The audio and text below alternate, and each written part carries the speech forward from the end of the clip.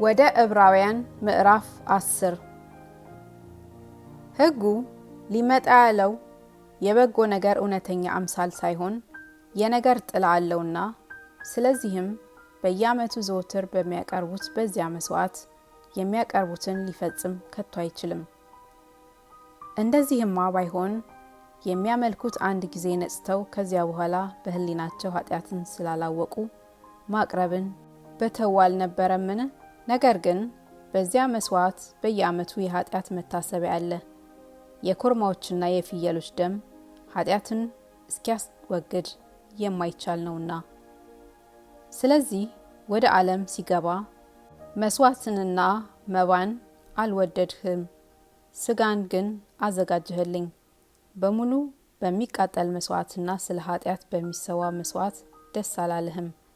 በዚያን ጊዜ እነሆ በመጽሐፍ ጠቅልል ስለ እኔ እንደተጻፈ አምላኬ ሆይ ፈቃድህን ላደርግ መጥቻለሁ አልሁ ይላል። በዚህ ላይ መስዋዕትንና በመባ በሙሉ የሚቃጠል መስዋዕትንም ስለ ኃጢአትም የሚሰዋ መስዋዕትን አልወደድህም፣ በእርሱም ደስ አላለህም ብሎ እነዚህ እንደ ሕግ የሚያቀርቡት ናቸው። ቀጥሎ እነሆ አምላኬ ሆይ ፈቃድህን ላደርግ መጥቻለሁ ብሏል። ሁለተኛውንም ሊያቆም የፊተኛውን ይሽራል።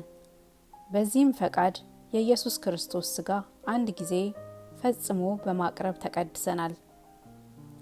ሊቀ ካህናትም ሁሉ ዕለት ዕለት እያገለገለ ኃጢአትን ሊያስወግዱ ከቶ የማይችሉትን እነዚያን መስዋዕቶች ብዙ ጊዜ እያቀረበ ቆሟል። እርሱ ግን ስለ ኃጢአት አንድን መስዋዕት ለዘላለም አቅርቦ በእግዚአብሔር ቀኝ ተቀመጠ። ጠላቶቹም የእግሩ መረገጫ እስኪደረጉ ድረስ ወደፊት ይጠብቃል። አንድ ጊዜ በማቅረብ የሚቀድሱትን የዘላለም ፍጹማን አድርጓቸዋልና። መንፈስ ቅዱስም ደግሞ ስለዚህ ይመሰክርልናል። ከዚያ ወራት በኋላ ከእነርሱ ጋር የምገባው ኪዳን ይህ ነው ይላል ጌታ፣ በልባቸው ሕጌን አኖራለሁ በልቦናቸውም እጽፈዋለሁ ብሎ ከተናገረ በኋላ ኃጢአታቸውንና አመጻቸውን ደግሜ አላስብም ይላል። የእነዚህም ስርየት ባለበት ዘንድ ከዚህ ወዲህ ስለ ኃጢአት ማቅረብ የለም። እንግዲህ ወንድሞች ሆይ በመረቀልን በአዲስና በሕያው መንገድ ወደ ቅድስት በኢየሱስ ደም በመጋረጃው ማለት በሥጋው በኩል እንድንገባ ድፍረት ስላለን በእግዚአብሔርም ቤት ላይ የሆነ ታላቅ ካህን ስላለን ከክፉ ሕሊና ለመንጻት ልባችንን ተረጭተን ሰውነታችንንም በጥሩ ውሃ ታጥበን በተረዳንበት እምነት በቅን ልብ እንቅረብ። የተስፋን ቃል የሰጠው የታመነ ነውና እንዳይነቃነቅ የተስፋችንን ምስክርነት እንጠብቅ። ለፍቅርና ለመልካምም ሥራ እንድንነቃቃ እርስ በርሳችን እንተያይ። በአንዳንዶችም ዘንድ ልማድ እንደሆነው መሰባሰባችንን አንተው፣ እርስ በርሳችን እንመካከር እንጂ ይልቁንም ቀኑ ሲቀርብ እያያችሁ አብልጣችሁ ይህን አድርጉ። የእውነትን እውቀት ከተቀበልን በኋላ ወደን ኃጢአት ብናደርግ ከእንግዲህ ወዲህ ስለ ኃጢአት መስዋዕት አይቀርልምና የሚያስፈራ ግን የፍርድ መጠበቅ ተቃዋሚዎችንም ሊበላ ያለው የእሳት ብርታት አለ። የሙሴን ሕግ የናቀ ሰው 2 ወይም 3 ቢመሰክሩበት ያለ ርኅራኄ ይሞታል። የእግዚአብሔርን ልጅ የረገጠ ያንንም የተቀደሰበትን የኪዳኑን ደም እንደ ርኩስ ነገር የቆጠረ የጸጋውንም መንፈስ ያክፋፋ እንዴት ይልቅ የሚብስ ቅጣት የሚገባው ይመስላችኋል?